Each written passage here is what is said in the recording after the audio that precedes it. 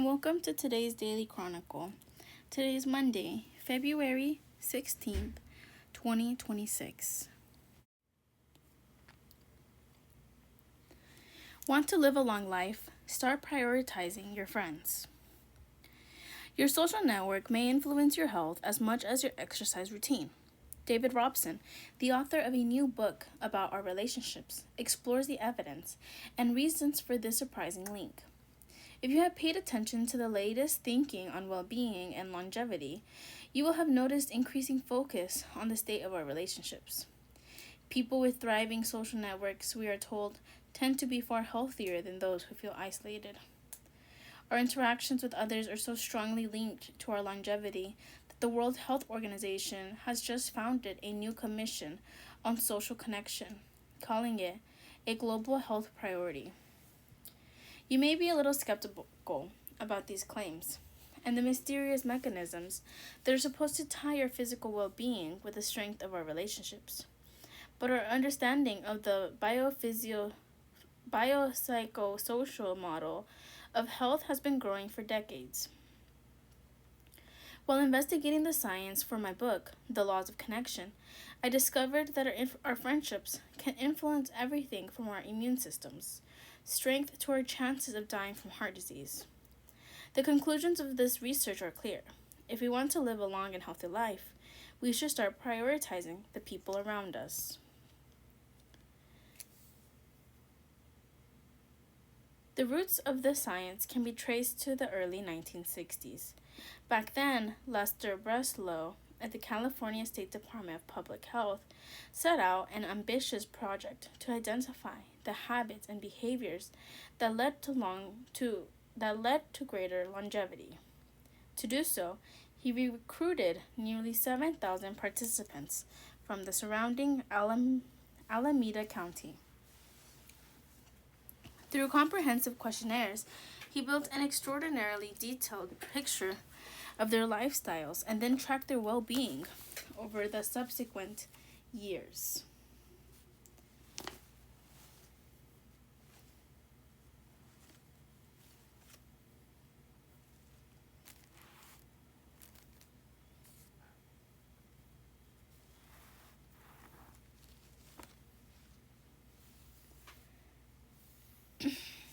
Within a decade, Breslow's team had identified many of the ingredients that we know are essential for good health.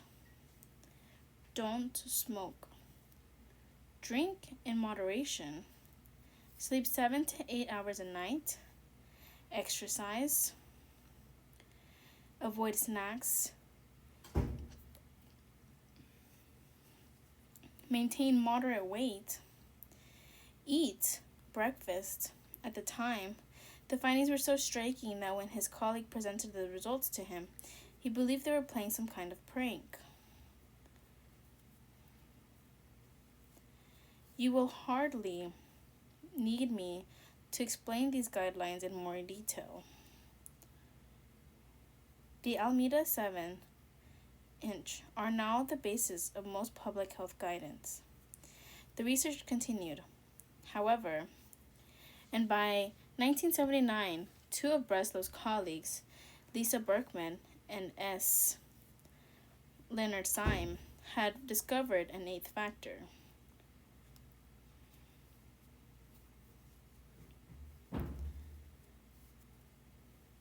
That influenced people's longevity.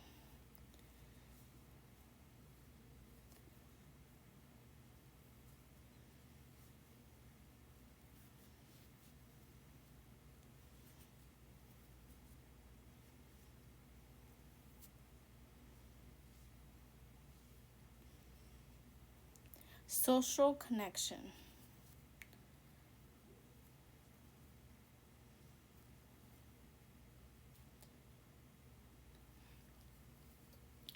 On average, the people with the greatest number of ties were around half as likely to die as the people who had smaller networks. The result remained even after they had controlled for factors such as socioeconomic status and people's health at the survey's start, as well as cigarette consumption, exercise, and diet. Delving deeper, it became clear that all kinds of relationships mattered, but some were more meaningful than others. A sense of connection with spouses and close friends offered the greatest protection. But even casual acquaintances at a church or a bowling club helped to stave off the Grim Reaper.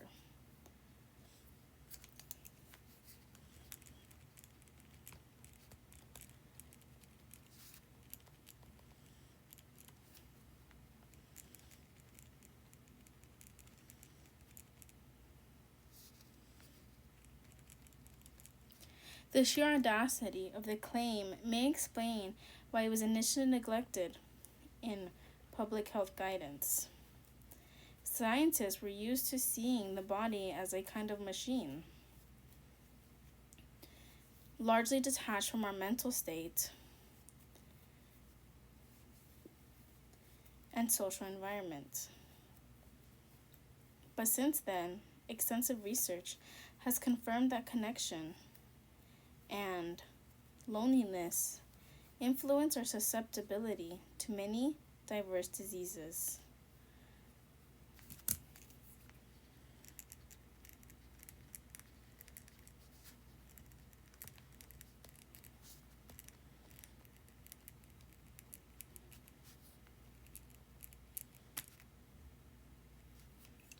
The heart of the matter.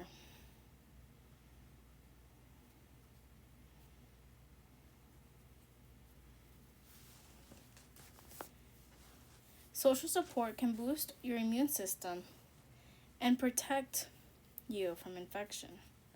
For instance, in the 1990s, Sheldon Cohen at Carnegie Mellon University in the US asked 76 participants to give full details of their social ties. They were tested for an existing infection, then placed in a quarantine and asked to inhale water droplets laced with rhinovirus, the bug behind many coughs and sneezes.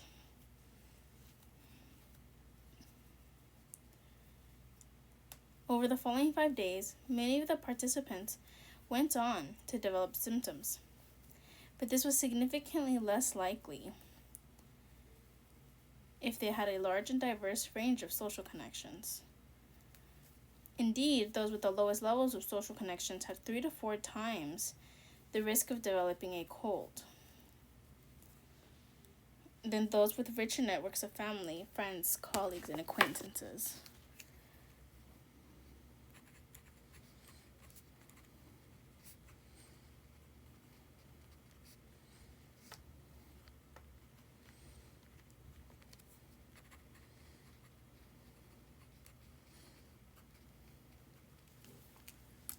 Any good scientist should always consider whether other confounding factors might explain the result. It's reasonable to assume that lonely people could be less fit and active. For example, if they spent less time out and about with friends and family.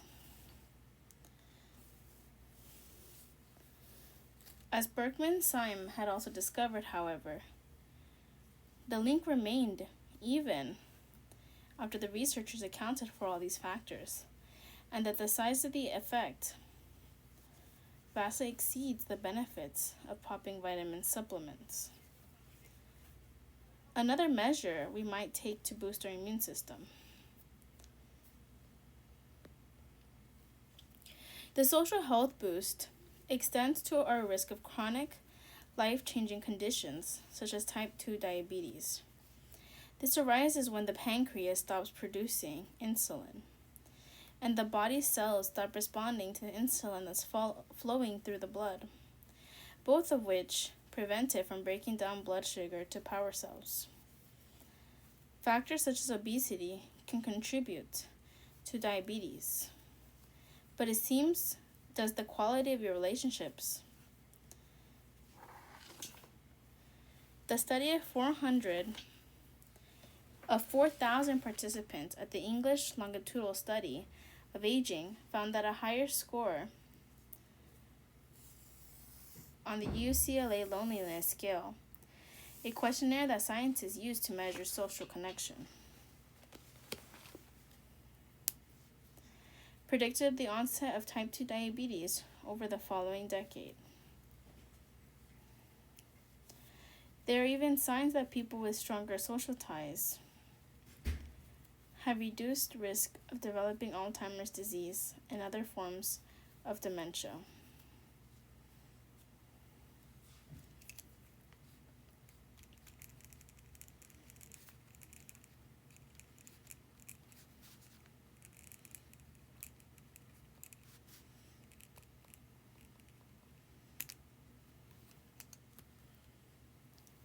The strongest evidence, however, concerns cardiovascular diseases.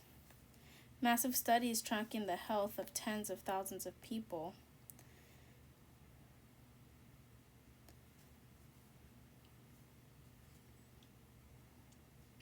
over many years have repeatedly highlighted the link.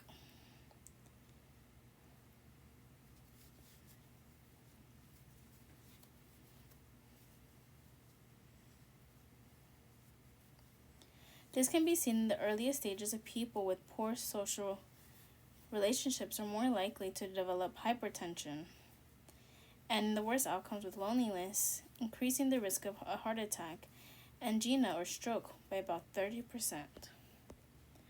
To get a measure of the social health boost's overall importance, Julian Holt Lundstad, a psychologist at Brigham Young University in Provo, Utah, compiled the findings of 148 studies. Together, they covered 300,000 participants and had looked at the benefits of social integration and the hazard of social disconnection. She then compared the effects of loneliness with the risks of various other lifestyle factors, including smoking, drinking alcohol, exercise, and physical activity, body mass index, a measure of obesity, air pollution, and taking medication to control blood pressure. The results published in 2010 were astonishing.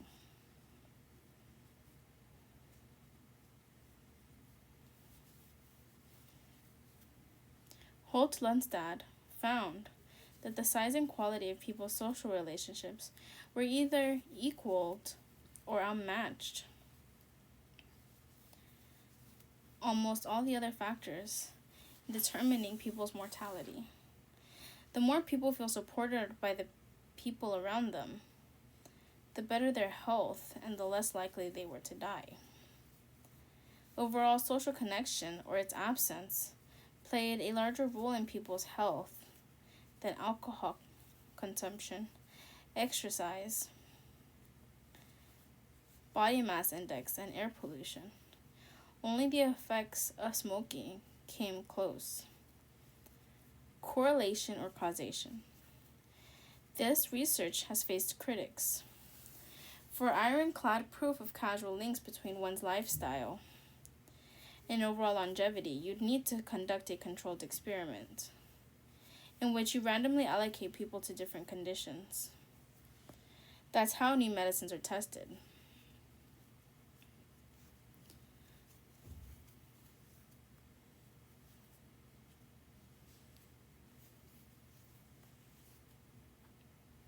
Some take a pill and others take a placebo, and you then record the different outcomes.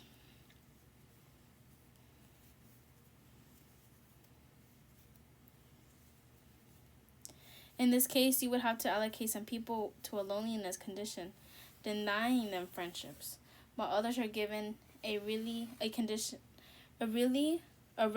social network full of loving people. Clearly, this is an ethically dubious and practically impossible to do, a fact that has led some people to question whether the apparent effects of social connection are real and significant. They suggest that the scientists might have missed some confounding factor, that the illusion of link between our social lives and our health and our longevity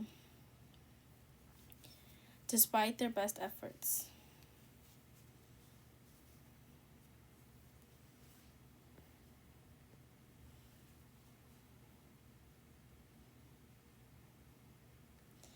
This argument isn't quite as damning as it seems. However, as Holt-Lundstad recently argued in a research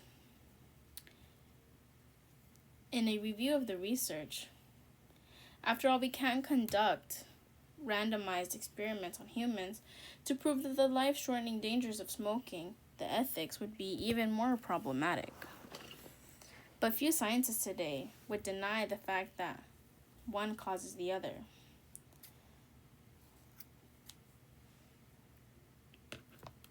That's because scientists have other criteria, known as the Bradhill guidelines, to demonstrate causal link between a lifestyle and disease. Holt-Lundstad points out that in a long-term studies such as the Almeida research, for example, scientists can look for temporality, whether someone's lifestyle choices precedes the development of illness.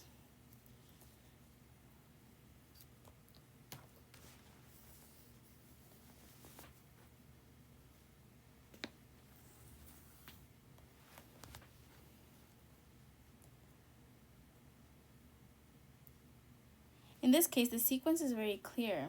The people reported their loneliness long before they developed their ill health. Scientists can also look for a dose-response relationship, whether greater exposure of the proposed lifestyle results in greater risk. Once again, there is a clear pattern. Someone who is completely isolated is more likely to suffer worse health than someone who is occasionally lonely, who in turn suffers more illness than someone who has a vibrant social circle. You can also check whether the findings are consistent across different populations and using different measurement types. If the effects have only been identified in one small sample, or if they only appear when you consider a single loneliness questionnaire, you would be right to be skeptical, but this is not the case.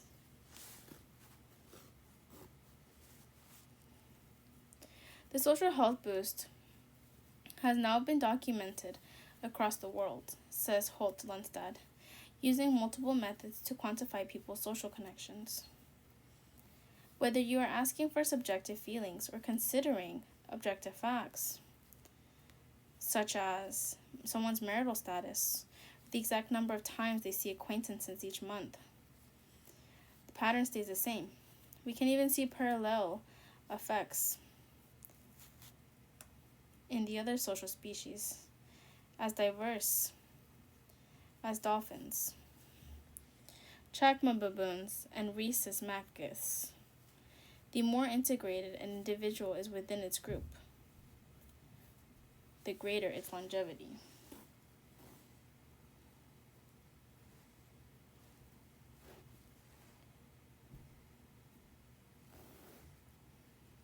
Safety in numbers. To understand how and why the strength of our social ties could influence our health to such a degree,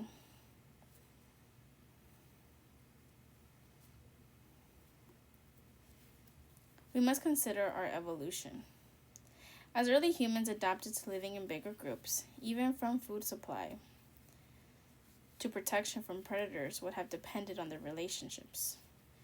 To lose standing with companies would have left them in danger of starvation, illness, and injury.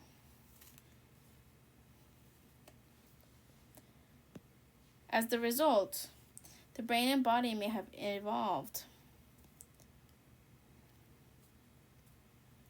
to interpret social isolation as a serious threat. This could be the reason we feel such anguish when we are lonely and disconnected. In much the same way that physical pain warns us to seek out safety and tend to our wounds, social pain may have evolved to persuade us to avoid hostile parties and reestablish our positive relationships. Feelings of rejection and seclusion also set off a cascade of physiological reactions. In our evolutionary past, these were supposed to protect early humans from the immediate danger posed by isolation, such as attacks from predators or enemies. The brain triggers the release of norepinephrine and cortisol hormones that keep the mind alert to threats and prepares the body for aggression.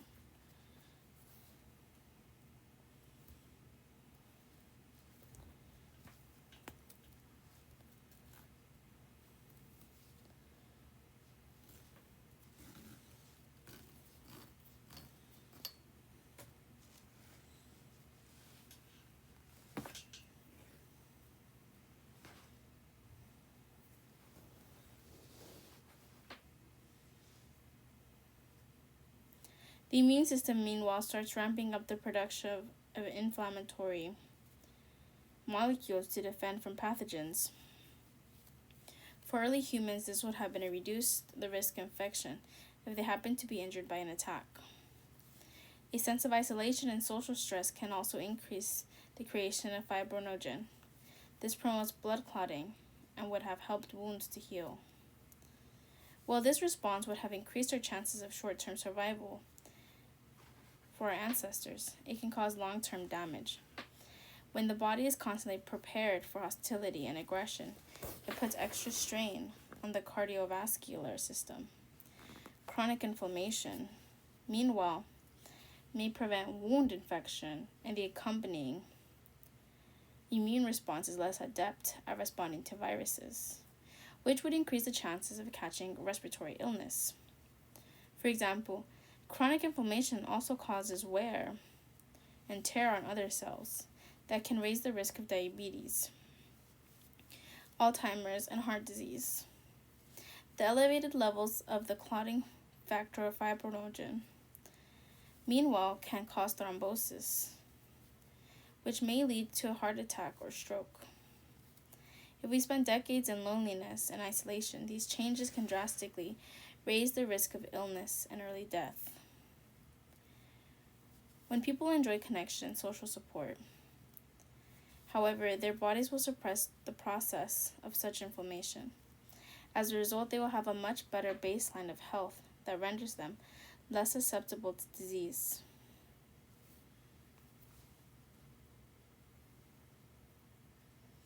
As someone who has suffered from shyness, I once found these findings a little disconcerting. How can we reap the benefits of deep connection if we are not naturally gregarious and extroverted? But as I have delved into the evidence, I have discovered that our social skills are like our muscles. The more we use them, the stronger they become. Even self-declared introverts can learn to be more sociable if they wish. In much the same way that we plan a fitness regime to boost our physical activity, we can all find ways to integrate more meaningful social interaction in our lives. Nurturing old bonds and building new ones, we are wired to connect, if only we provide ourselves with the right opportunities. FAA lifts airspace restriction in El Paso as Transportation Secretary blames cartel drone incursion for grounding flights. Passengers at El Paso International Airport check on the status of their flights amid a temporary flight restriction for El Paso airspace. The TFR will last for 10 days, according to a notice from the Federal Aviation Administration. The FAA lifted a 10-day flight restriction in El Paso area after a few hours, saying there is no danger to communication travel in the region. The Transportation Secretary said the Defense Department acted swiftly to address a cartel drone incursion. Local authorities demand answers after the federal government failed to provide clear and timely information about grounding all flights.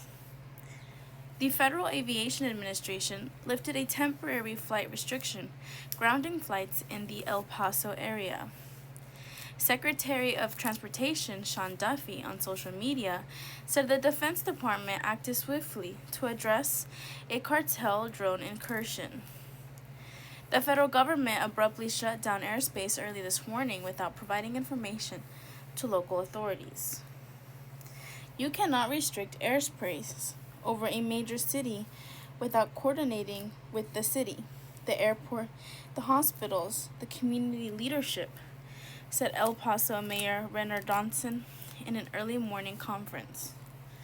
That failure to communicate is unacceptable.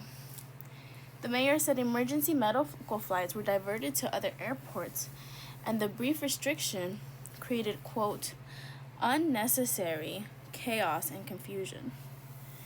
The FAA announced flights to and from El Paso would be grounded for 10 days.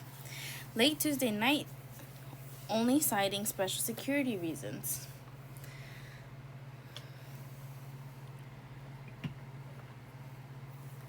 The restriction announced flights to and from El Paso will be grounded for 10 days.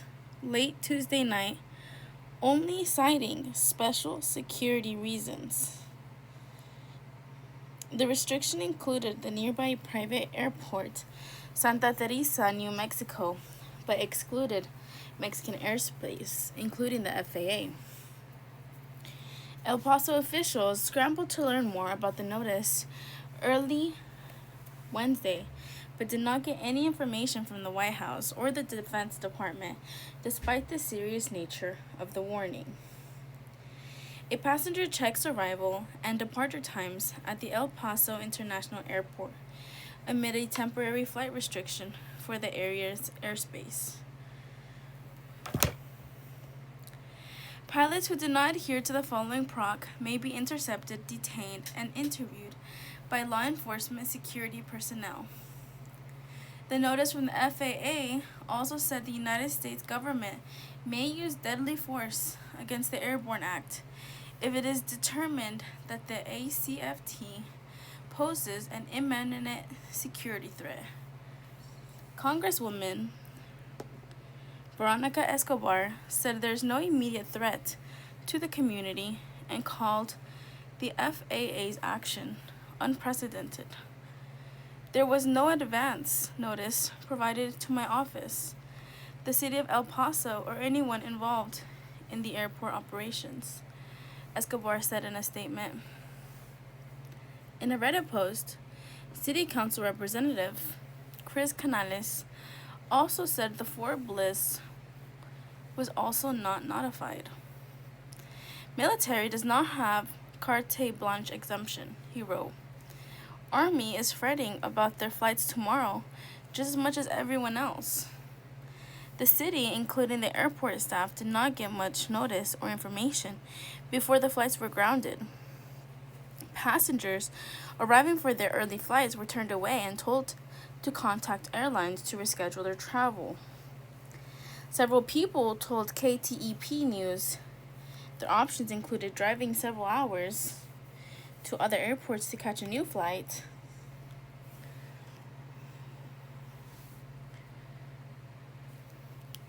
or get a refund. Other passengers said their airline had automatically rescheduled their flights. This is a developing story and will be updated.